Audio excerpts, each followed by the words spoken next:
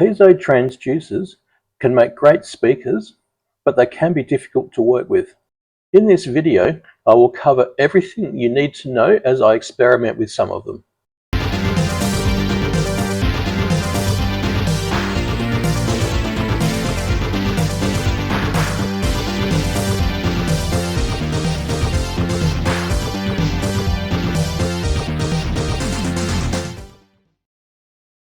Here is a fairly typical piezo speaker. It was removed from an old photocopier back in the 90s. Its sound output is quite loud over a fairly wide frequency range. Let's hear a 400 Hz to 4 kHz sweep.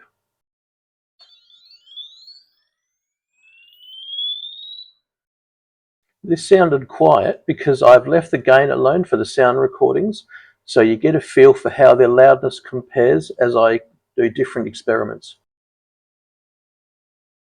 I purchased these back in 2023 for about 30 cents each, but are they any good? Let's have a listen.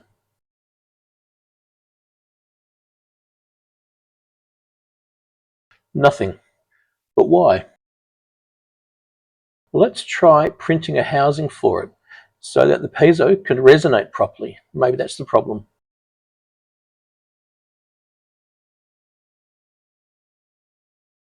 Again, nothing. Well, it's actually slightly audible, but the mic didn't pick anything up. Let's try something larger, like these 27mm ones.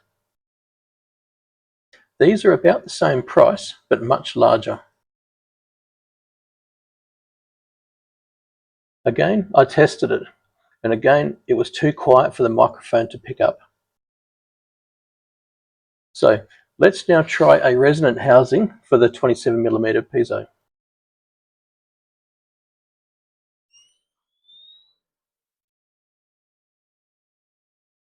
Well, that's better, but it's still useless. Well, let's try pinching it with a clothes peg so that it's properly supported and the sound can be conducted.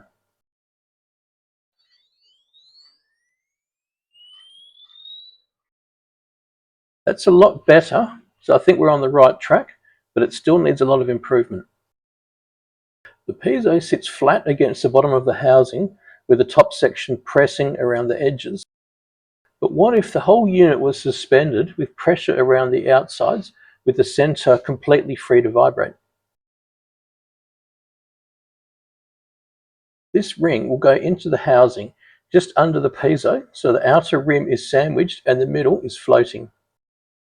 Let's hear it.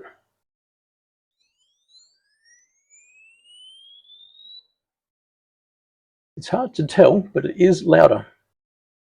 After some experimenting, 3800 Hz was found to be the resonant frequency for my housing. Now, the next logical test will be a larger volume cavity.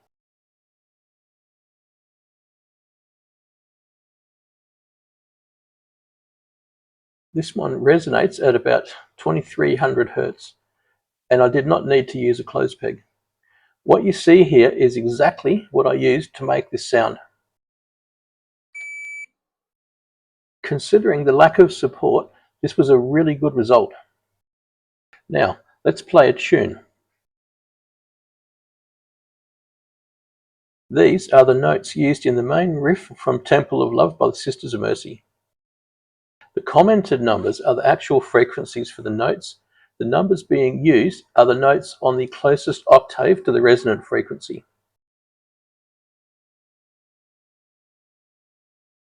These are the patterns of notes for each part of the song. This demonstration only really needs the first two lines. This just plays a note. Temple of Love has clipped notes and mostly plays pairs of notes. This basically just plays the main intro riff, and in this demonstration, it's just called repeatedly. So now that we can play a tune that centers around the resonant frequency of the piezo, let's experiment.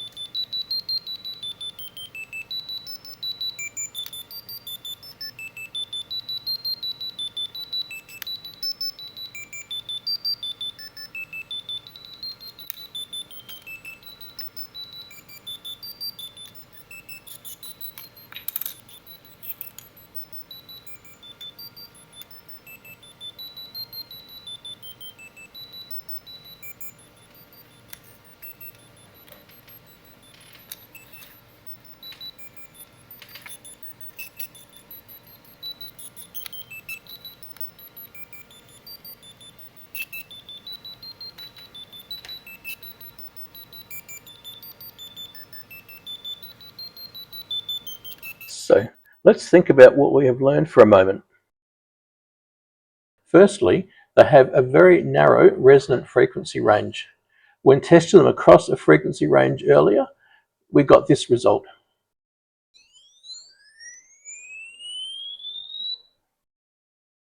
Because the resonance range is so small, this test never showed a good response at the resonant frequency. It just wasn't there long enough. When using a piezo, you must test it at a range of frequencies and find the resonant frequency. At that frequency, it will be quite audible, even if loosely mounted.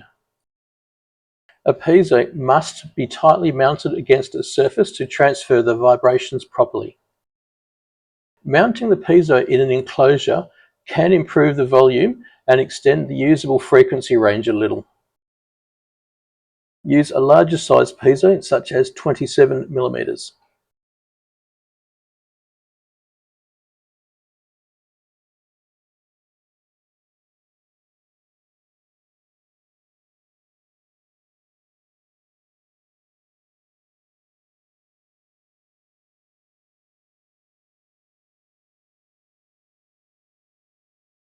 This is our dummy front panel.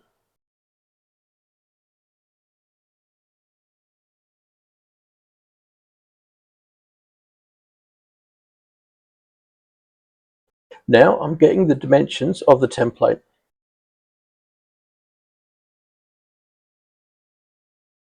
And now I'm creating a cutout that is slightly smaller.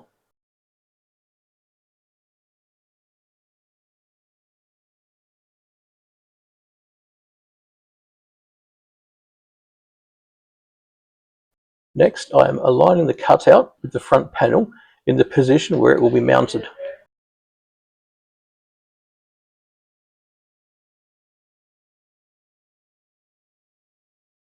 Now I position the template, align it, and group it in place.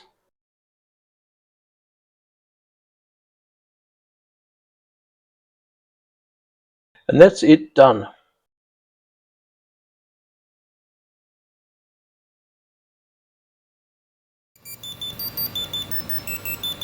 It's fine with you.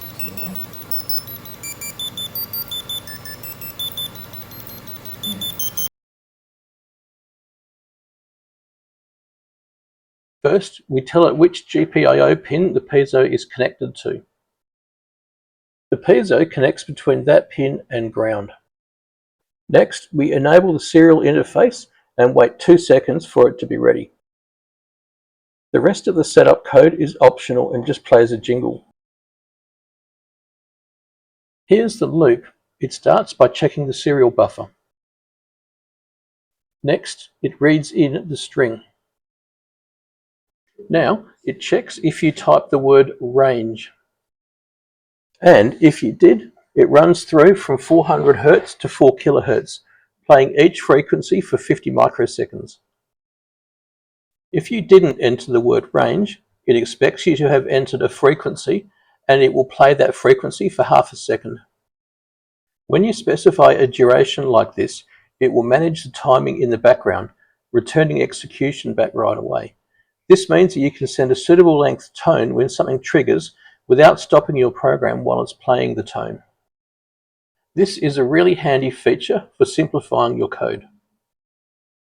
You can use this simple program to try your piezo at different frequencies to find its resonant frequency.